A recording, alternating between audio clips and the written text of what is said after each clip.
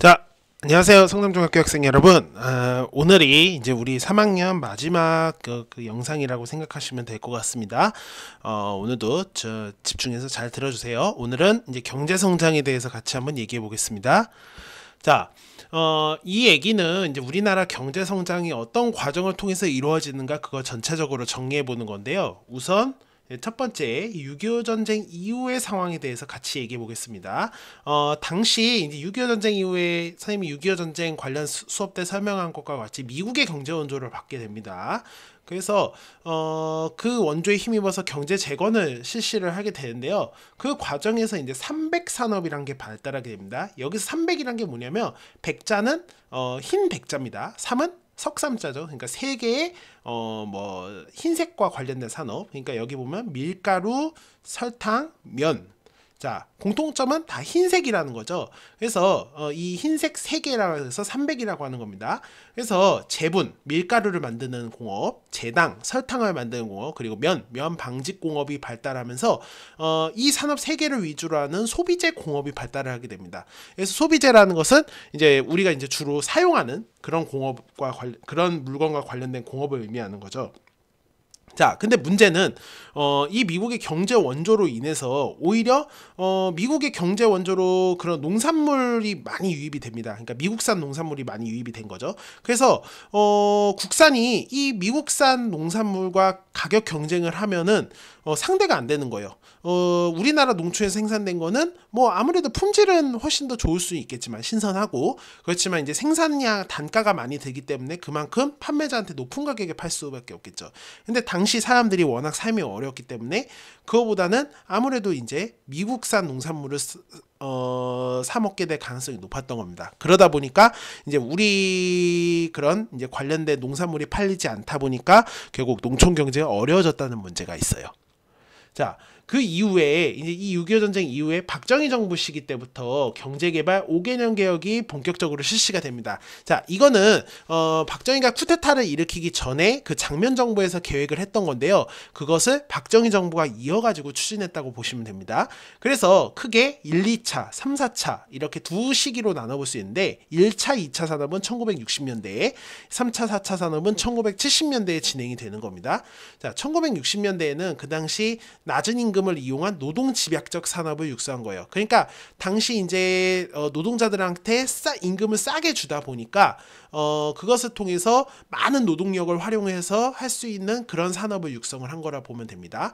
자, 특히 이제 좀 경공업 중심으로 해서 뭐 신발이라던가 옷이라던가 구두 같은 그런 것들을 이제 파는 것이 중심이 되는데요. 그러한 과정에서 이제 산업을 더욱더 크게 발전시키기 위한 간접 자본을 확충하게 됩니다. 이걸 이제 SOC라고도 하거든요. 그래서 고속도로 같은 것을 건설을 함으로써 이후 이제 공업 발달에 그런 기반이 되는 시설을 마련했던 시기가 이 1차, 2차 산업혁명 때 경제개발 5개년 계획 때였습니다. 자, 3, 4차 경제개발 5개년 계획 때는 이제 이걸 넘어서 중화공업을 육성하게 돼요. 그러니까 뭐 철강이라던가 뭐 석유화학, 기계, 조선업, 자동차 같은 것들 그런 것들 이제 좀 더 무거운 거죠. 어떻게 보면 그런 공업이 발전하기 시작했는데 이걸 통해서 우리나라 경제가 더욱더 성장하게 됐다고 합니다. 자, 하지만 계속 성장 급속하게 성장을 해왔던 거는 맞는데요. 중간중간에 이제 어려움에 부닥치게 돼요. 특히 1970년대 말은 뭐 석유 파동이라고 해서 갑자기 이제 국제 석유가가 유가가 오름으로써 우리나라에 굉장히 많은 피해를 입혔던 사건이거든요. 그런 것도 있고 또 하나는 이제 그 당시 1970년대 말이면은 박정희 정권 때 유신 정권이 시행될 때인데 이거에 대해서 반대하는 시위가 굉장히 격렬했었죠. 그런 것들로 인해서 굉장히 경제적 어려움을 겪게 됩니다. 그러다가 이제 1980년대 후반 그리고 이게 좀 잘못 나왔네요. 자, 1980년대 후반에 이루어졌던 게 3조 호황입니다. 이거 미안합니다. 편집이 좀 잘못됐네요. 자, 1980년대 후반에는 3조 호황이라고 해서 달러가가 저달러, 그리고 유가가 낮고 금리가 낮은. 그러니까 달러가 낮게 되면은 달러가가 아무래도 낮게 되면은 우리나라 그 화폐 가치가 높다는 거니까 그런 걸 이제 경제적으로 유리한 게 있고요. 아마 유가가 낮게 되면은 우리가 이제 산업을 할 때 그런 이제 돈이 좀 덜 들게 되는 거죠. 그리고 금리는 기업이 만약에 돈을 이제 빌리고 싶을 때 돈을 빌려도 그거 이제 이자가 낮으니까 갚는데 무리가 없죠. 그러니까 사업 확장이 굉장히 유리한 환경입니다. 그래서 이런 과정에서 물가가 안정되고 수출이 증가가 되면서 1980년대 후반에는 우리나라 경제가 또 굉장히 발전하게 되는 시기이기도 해요.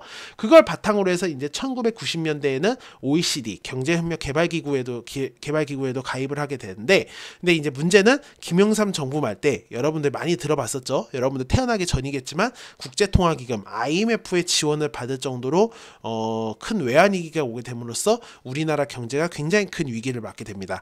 하지만 이제 이 IMF는 그 당시 전 국민들의 이것을 어떻게든 빠져나가기 위한 호응, 뭐 예를 들면 이제 금모으기 운동 같은 거가 대표적인 건데, 그런 걸 통해서 굉장히 빨리 벗어날 수는 있었지만, 그렇지만 이 IMF로 인해서 우리나라 경제적인 상황이 굉장히 많은 변화를 겪게 된 건 사실이었습니다. 자, 그럼 이 경제성장에 따른 문제점은 뭐냐? 경제성장으로 해서 우리가 잘 먹고 잘 살게 되기가 굉장히 좋았던 면도 있지만은 그 우리나라의 경제성장은 굉장히 급격하게 이루어졌어요. 그러다 보니까 그것에 따른 문제점도 많은 것도 사실입니다. 특히 당시 이제 경제성장을 정부가 주도를 했는데, 이 정부가 주도를 하다 보니까 정부와 기업이 서로 결탁을 하는 겁니다. 그래서 기업이 이제 특혜를 누리는 그런 정경유착이라 해서 정치와 경제가 서로 너무 찰싹 달라붙어서 거기에서 폐단이 일어나는 경우가 많았던 거예요.